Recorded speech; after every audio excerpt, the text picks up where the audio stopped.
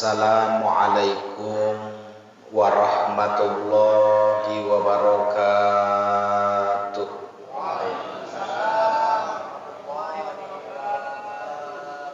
Alhamdulillahilladzi khalaqa adama biyadihi. Ashhadu an la ilaha illallah wa ashhadu anna Muhammadar Rasulullah. Allahumma fasholli wa sallim wa barik ala sayyidina wa habibina wa syafi'ina wa maulana Muhammadin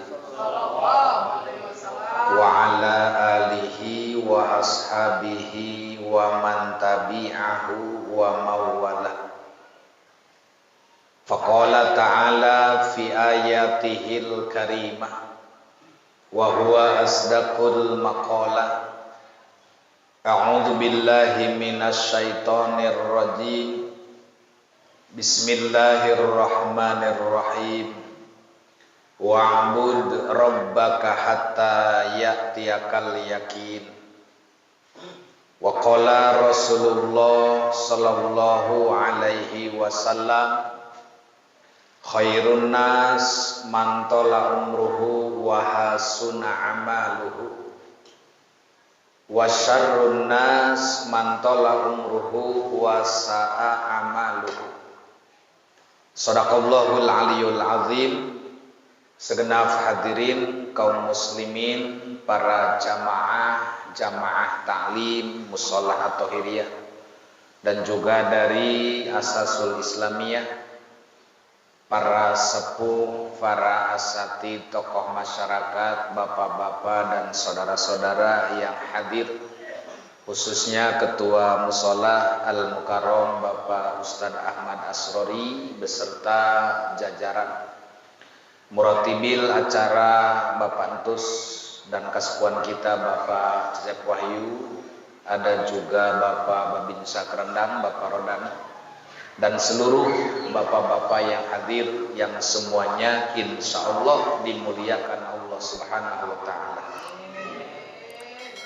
Pertama-tama kita panjatkan puji syukur kehadirat Allah yang alhamdulillah kita masuk di tahun 2022 dan berlalu daripada tahun 2021. Alhamdulillah Allah masih berkenan memberikan kesempatan kepada kita. Jadi mudah-mudahan di tahun 2022 kita ditambah keimanan dan ketakwaan oleh Allah Subhanahu wa Ta'ala. Karena nikmat yang paling utama adalah nikmat yang di dalamnya disertai rasa syukur kepada Allah. Tidak ada orang yang terbaik di alam dunia kecuali orang yang ditambah umurnya maka bertambah taatnya, insya Allah. Karena kata Nabi, khairun nas man tola umruhu wa hasuna amaluhu. Sebaik-baiknya manusia ketika bertambah umurnya maka bertambah pula taatnya. Wa syarrun nas man tola umruhu wa sa'a amaluhu. Dan seburuk-buruknya manusia ketika umurnya bertambah maka bertambah pula maksiatnya. Nauzubillahi min. Jadi oleh karena itu kalau dihitung dari lahir umur kita bertambah karena dari 21 ke 22. Tapi kalau ditarik mundur kepada ajal ketentuan maka semakin berkurang. Iya. Maka alhamdulillah kita masih diberikan kesempatan untuk terus mencari perbekalan. Karena tidak ada nilai yang paling istimewa dalam hidup kecuali menghasilkan amal. Dan tidak ada sesuatu yang paling berharga untuk pulang ke akhirat kecuali dengan amalan-amalan yang soleh yang bisa mempertemukan kita dengan Allah Subhanahu wa Ta'ala sebagaimana dijelaskan oleh Allah di dalam firman-Nya. Faman kana yarju liqa'a rabbih falyamal amalan sholihan. Barang siapa yang berkehendak berjumpa dengan Tuhannya, maka persiapkanlah amal soleh sebanyak-banyaknya. Jadi tidak ada sesuatu yang paling istimewa kecuali kehidupan yang bermanfaat. Kenapa orang-orang yang mati ditahlilkan? Karena sudah nggak bisa tahlil. Kenapa orang-orang yang mati disolatkan? Karena sudah tidak bisa sholat. Kita yang masih hidup, mau tahlil, mau tahmid, mau tasbih, mau takbir, masih banyak kesempatan. Orang yang sudah mati boro-boro, satu kali tahlil aja udah nggak bisa. Makanya kenapa ditahlilkan? Karena sudah tidak bisa tahlil. Andai kata kita yang hidup saja sudah tidak mau tahlil, bagaimana dengan orang yang mati? Maka oleh karena itu, kesempatan segala-galanya buat kita adalah ketika masih hidup. Kalau sudah lewat, tak ada amal yang bisa diperbuat kecuali 3 tadi kalau punya. Ya, yang pertama sedekah jari, yang kedua ilmu yang yang ketiga doa anak yang soleh. Kalau punya salah satu di antara 3, kalau tidak punya maka kita sendiri harus punya modal utama untuk menuju negeri akhirat yang jauhnya tidak bisa dicapai dengan hitungan jutaan kilometer. Tentu perjalanan yang jauh itu sangat-sangat membutuhkan biaya yang tidak sedikit. Maka orang yang bepergian, kalau bekalnya cukup, kalau ongkosnya ada, insya Allah tidak akan menemukan sengsara di jalan. Tapi sebaliknya, orang bepergian jauh, tidak membawa biaya, tidak bawa uang, tidak punya ongkos, pastinya sengsara. Ya, makanya kata Abu Bakar Siddiq, man dakhala qabro bila zadin pakaan nama rokibal bahro bila sapinatin. Barang siapa masuk ke alam kubur tidak membawa perbekalan, maka seolah-olah dia mengarungi samudra lautan tanpa perahu dan kapal. Maka tenggelamlah, sengsaralah, karamlah dia. Maka oleh karena itu, hadirin jamaah rahimakumullah, sekali lagi kesempatan dalam hidup yang paling berharga, bagaimana ruh dengan jasad mampu menghasilkan sebuah amal, dan amal inilah yang akan setia mendampingi manusia dari dunia sampai akhirat. Baik hadirin jamaah rahimakumullah, malam ini ada 2 materi. Yang pertama kita buka Nasoihul Ibad di halaman 150.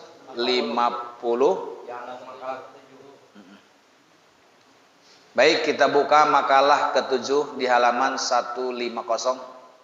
Bismillahirrahmanirrahim. Allahumma aftah alaina bihikmatika wansur alaina rahmataka ya dzal zalali wal ikram. Allahumma aftah lana bifutuhil arifin.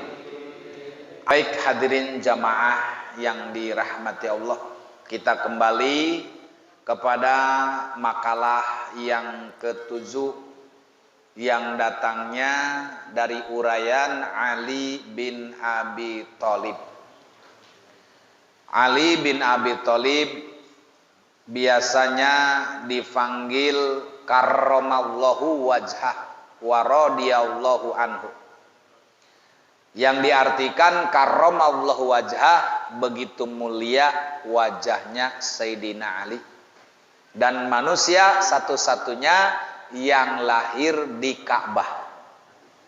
Maka ketika lahir di Ka'bah, Abi Thalib memberi nama Asad, artinya macan atau serigala. Tetapi diprotes oleh para saudara-saudaranya, orang yang mulia lahir di Baitullah, kenapa dikasih nama hewan? Meskipun hewannya hewan yang gagah. Sementara ini orang derajatnya tinggi, luar biasa, mulia, makanya diganti dari Asad menjadi Ali. Ali itu tinggi, ya, derajatnya seperti itu. Ya, maka oleh karena itu inilah Ali berkata, apabila tidak ada 5 sifat yang tercela pada diri manusia, niscaya seluruh manusia menjadi orang-orang yang soleh. Ya, jadi kalau tidak ada sifat tercela 5 perkara, tidak ada penghalang yang 5, semua manusia bakal soleh. Jadi kesolehan ini ternyata terhalang. Jadi untuk mendapatkan sesuatu harus menghilangkan sesuatu. Untuk mendapatkan sesuatu harus mengorbankan sesuatu. Itu pasti. Ulah jauh-jauh orang hayang martabak kudu ngorbankan duit. Tuh. Iya. Tidak mungkin mendapat sesuatu kalau tidak mengorbankan sesuatu. Maka sesuatu ini sifat yang tercela yang menghalangi kesolehan manusia. Apa itu sifat yang tercela yang menghalangi kesolehan manusia? Aturan manusia lempeng jadi bengkok. Aturan manusia soleh jadi salah. Yang pertama, merasa senang dengan kebodohan. Membiarkan kejahilan. Ngantepkeun kana kabodohan. Geus nyaho bararodo teu beuki kana ngaji. Tah. Itu sifat tercela yang paling rusak. Kadang-kadang kita yang terus menuntut ilmu, bertambah ilmu alhamdulillah, tapi tetap semakin bertambah ilmu semakin merasa bodoh. Maka kata orang tua, kalau mau jadi orang bodoh, mendingan bodoh alewoh, jangan bodoh ampenoh. Apa itu bodoh alewoh? Bodoh tapi daek tatanya, daek belajar. Numantak orang belajar ge karena bongan ngerasa bodoh. Ya menges bodoh, bloon tolol deh. Nah, trek nanya. Nah, maka oleh karena itu kita harus menghilangkan sifat yang tercela ini untuk diri kita supaya bisa soleh, insya Allah. Ai masalah pinter jeung teu malain urusan manusia. Manusia mah kewajibannya belajar, kewajibannya menggugurkan. Adapun hasil dan tidak hasilnya itu adalah urusan Allah. Urusan Allah. Jadi dengan bodoh aja merasa senang. Aneh nggak kira-kira? Aneh. Dia mau bodoh na biasana artina manehna mah bangga dengan katololan teh. Tuh. Bodoh kok dibiarkan, dipiara. Mestinya harusnya justru dengan ngaji ini adalah li ijalatil jahli, bahwa niat ngaji kita adalah menghilangkan kebodohan, bukan membiarkan. Jadi menghilangkan. Karena kebodohan itu adalah dari zaman dulu sudah disebutkan jahili. Makanya kenapa orang-orang jahiliyah menyembah berhala? Kenapa orang-orang jahiliyah menyembah tidak kepada Allah? Karena mereka membiarkan kebodohan. Senang dengan kebodohan.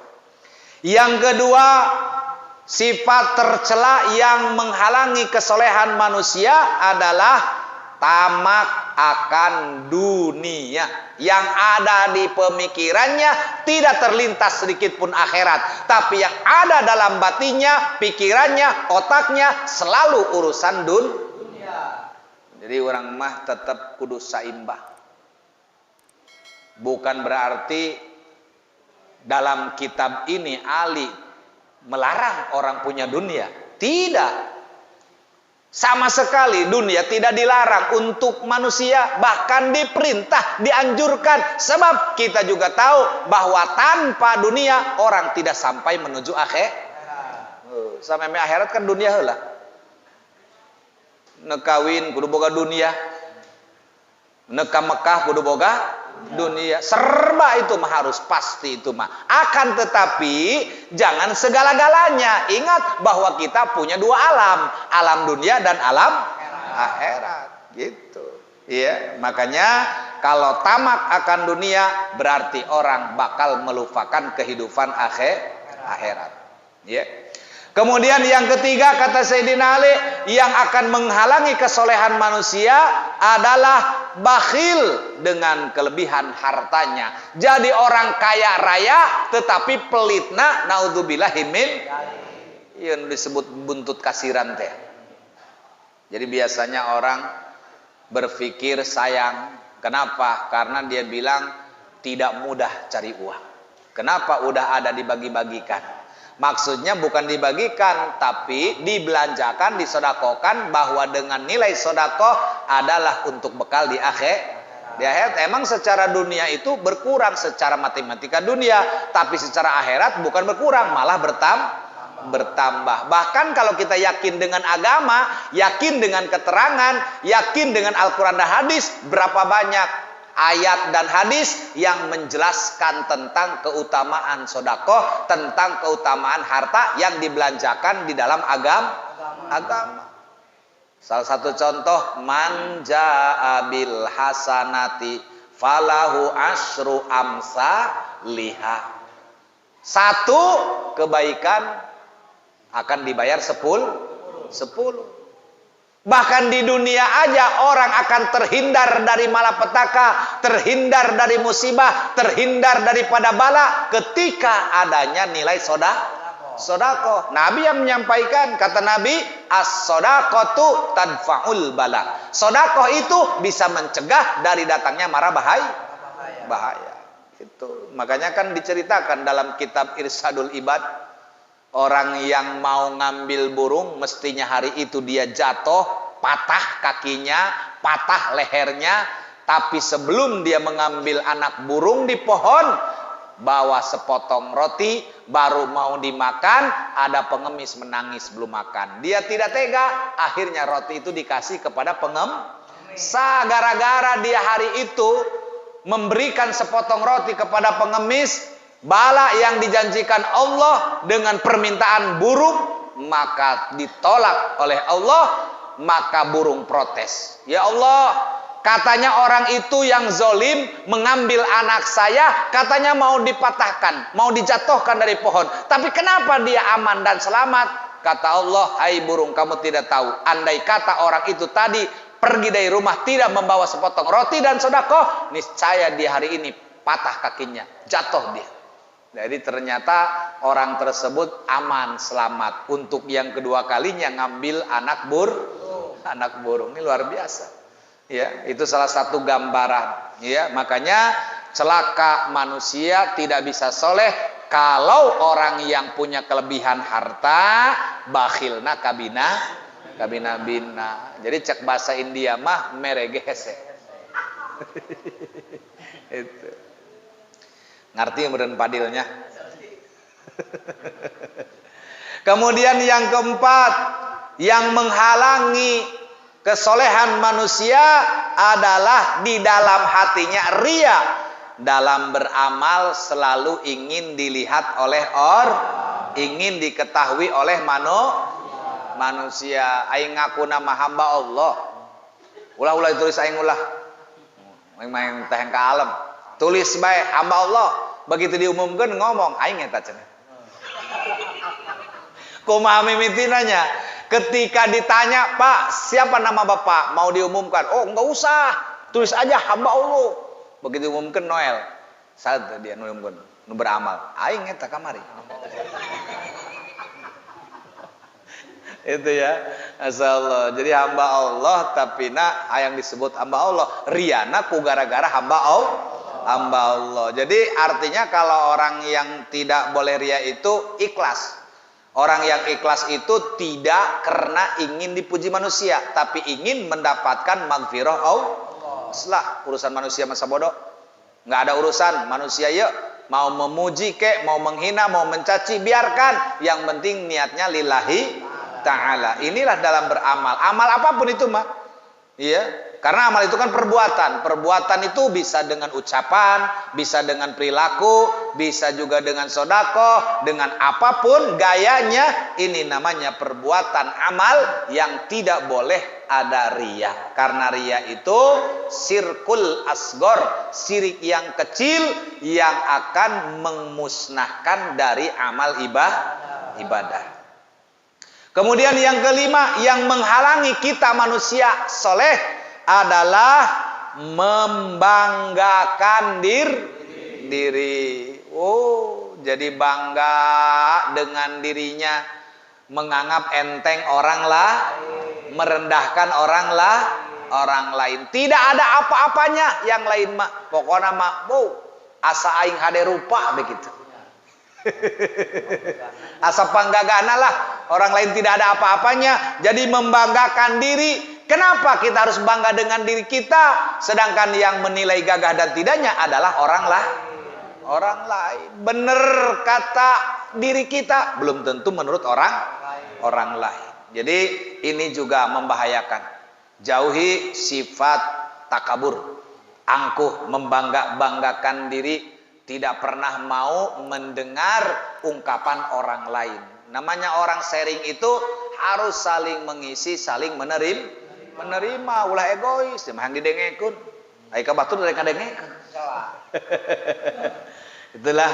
Nah, di sini ada keterangan saudara, hal itu sesuai ya dengan sabda Nabi. Artinya sabda adalah suatu ucapan yang mulia yang keluar daripada bibir Kanjeng Nabi Muhammad. Maka disebutnya juga sabda. Ya, kalau Nabi mah bersabda, kalau Allah berfirman, ayo orang mah ngomong. Ngomong naon seta. Gitunya, lawan manusia biasa mah ngomong naon seta. Nah, kalau Nabi mah bukan ngomong, tapi sabda. Ya, karena berdasarkan wahyu. Ya. Wa ma yuntiqu anil hawa in huwa illa wahyu yuha. Nabi tidak pernah berkata dengan egonya, tidak berkata-kata dengan hawa nafsunya, tapi apa yang disampaikan dengan lisan berdasarkan wahyu Allah Subhanahu. Bagaimana kata Nabi? Allahu yubghidu kulla alimin bidunya jahilin bil akhirah. Allah membenci setiap orang yang pandai dalam urusan dunia tapi bodoh dalam urusan akhirat. Jadi Allah itu benci kalau orang berat sebelah. Kalau bicara dunia jago dia, tapi bicara akhirat manyun. Tayun pakai kahewage. Jadi kalau kita lincah berbicara tentang dunia, mestinya kita juga harus bangga, harus lincah dalam urusan akhirat. Jadi namanya seimbang. Tuh, dua motor dua rodanya nggak jatuh, seimbang. Dengdek ke kanan, dengdek ke kiri, miring. Bahkan kebut-kebutan di tikungan nggak pernah jatuh karena tetap seimbang antara ban depan, ban belakang. Seimbang, kan begitu. Nah, hidup juga ada dua, ada dunia, ada akhirat. Kalau dunia kita menguasai, maka akhirat pun harus menguasai. Artinya pendidikan dunia boleh, pendidikan akhirat harus. Itu. Bahkan lebih itu mah. Kenapa? Kalau jangkauan dunia kan sementara, tapi akhirat mah selama-lamanya. Nah, itu. Jadi ini dibenci. Ya, kalau orang pandai bicara dalam urusan dunia tapi dia bodoh dalam urusan akhirat, intinya dibenci oleh Allah Subhanahu. Kemudian tadi hadis riwayat Imam Hakim, ya. Kemudian yang kedua adalah dzambul alimi wahidun wal jahili dzambani. Nah, ya. Dosa seorang alim satu. Misalnya alim melakukan kesalahan, dosanya satu. Sedangkan dosa orang yang bodoh double, jadi dua. Tuh. Kenapa? Barangkali kalau orang alim dimaknai ada istighfarnya. Kalau orang yang jahil mah bablas pisan, tidak ada istighfar. Maka dalam hadis disebutkan la kabirota ma'al istighfar. Tidak dianggap dosa besar kalau disertai dengan istighfar. Tapi yang dianggap kecil justru jadi besar. Kata Nabi, wala sogirota ma'al isror. Tidak disebut dosa kecil kalau dikerjakan terus benar. Jadi orang menganggap enteng lah, sama dosa letik ya. Atau dosa nama letik tapi sering ngumpul. Lama-lama jadi gede kapan? Yang gede hancur karena istighfar. Jadi tidak disebut besar kalau istighfar, tidak disebut kecil kalau terus menerus. Ya, hadis riwayat Imam Hakim tuh. Jadi hadis ya. Kemudian disebutkan lagi dalam hadis Imam Tabrani, az-zuhdu fid dunya yurihul qalba wal badana warubatu fiha tutsibul qalba wal badana. Zuhud dalam urusan dunia menyenangkan hati dan badan. Sedangkan cinta akan dunia membuat hati dan badan jadi lelah. Lelah mikir dunia bebas. Badan pasti lelah. Ulah-ulah orang usan hukum atas macul besapoe. Waktu nyeri awak pan putih. Lelah pan. Ya. Jadi urusan itu tenaganya dikuras untuk ke situ pasti capek pikiran, capek badan. Ya, maka intinya apa? Harus bisa adil kita. Mau siapa lagi yang mau buat adil kalau bukan kita? Adil untuk dunianya, adil untuk akhiratnya, adil untuk kehidupan yang sekarang, adil untuk kehidupan mendatang. Bukan untuk orang lain, tapi untuk diri kita semuanya. Karena Allah Subhanahu wa taala memberikan akhirat tergantung dunia. Naon-naon anu bakal karasa ku urang di akhirat, etalah pagawean urang keur hidup di dunia. Kalau di dunianya ada amalnya, ada taatnya, ada ibadahnya, lain kehidupan yang dirasakan di sana. Tapi bila mana tadi tidak membawa amal, tidak membawa persiapan dan perbekalan, itu namanya mati nekat. Teboga ongkos wawanianan balik. Sangsara pan. Makanya kita jangan nekat. Persiapkan daripada sekarang dengan cara bagaimanapun, meskipun itu urusan dunia, tapi kalau niatnya baik tetap akan dicatat sebagai pahala akhirat. Ini Nabi yang menyampaikan. Ya, dalam Ta'limu Ta'lim kita menyebutkan Rasulullah Shallallahu Alaihi Wasallam bersabda, kam min amalin yatasawwaru bi surati amali dunya summa yasiru min amalil akhirah bi husnin niyati. Meskipun pekerjaan dunia, tampangnya dunia, gayanya dunia, bicaranya dunia, akan menjadi sebuah nilai akhirat bi husnin niyati kalau niatnya baik. Ai manek digawe nek naon atuh biasa cari nafkah buat menafkahi keluarga, dari setiap keringatnya itu dicatat sebagai nilai ibadah. Apalagi kerja tapi tidak meninggalkan kewajiban. Aita mah cenah urang gawe bae hulu dijieun buntut je hulu salat henteu ngajieun teu teh blon ngaran kitu.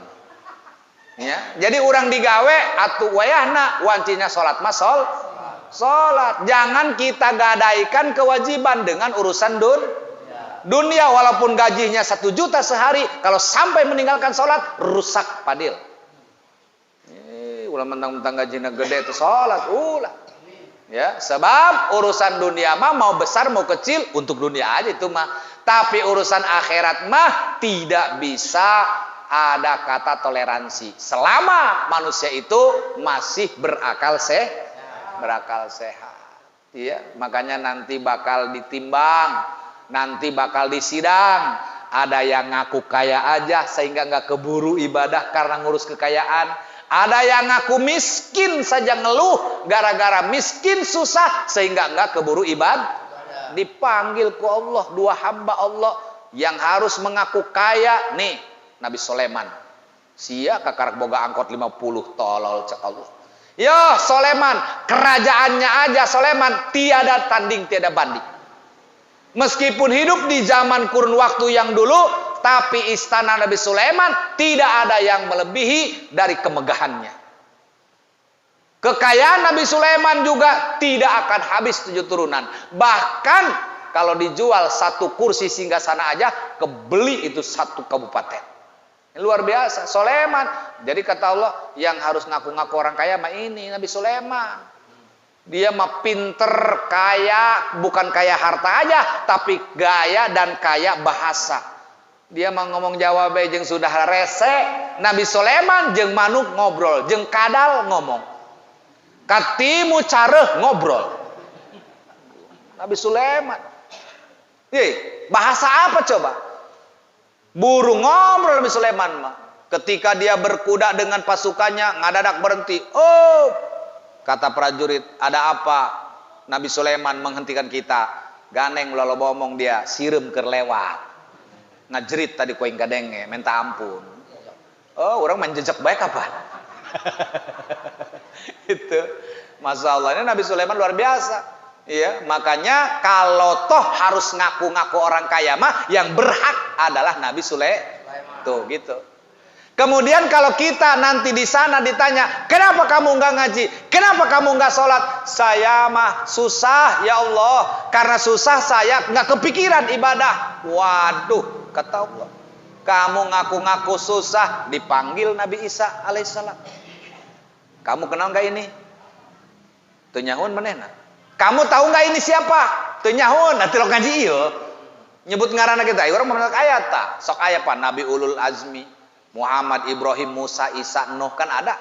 Dalam pengajian tuh sifat 20 ada. Nah, ku nyebut nabi kenal eta ngaranna kenal. Ditanya siapa Isa? Nabi dan Rasul Allah. Mana bukti kenabian dan rasulnya? Kitab suciin. Berarti kenal kepada Nabi Isa. Ya ditanya, kenal nggak kamu orang ini? Teu nyaho. Mana sahabat dia mengaji tilok salat tilok tolol. Teu nyaho kan Nabi Isa. Nah, inilah Isa. Hambaku yang paling fakir, yang berhak ngaku susah, dia bukan kamu.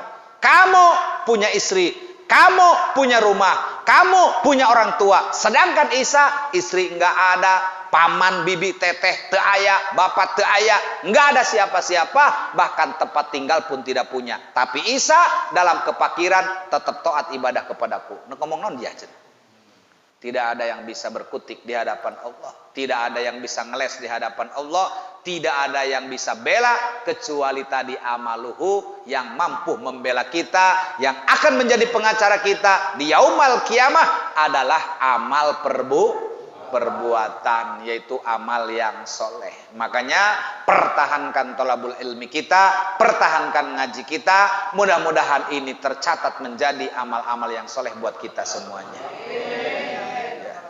Untuk selanjutnya kita buka yaitu tafsiratul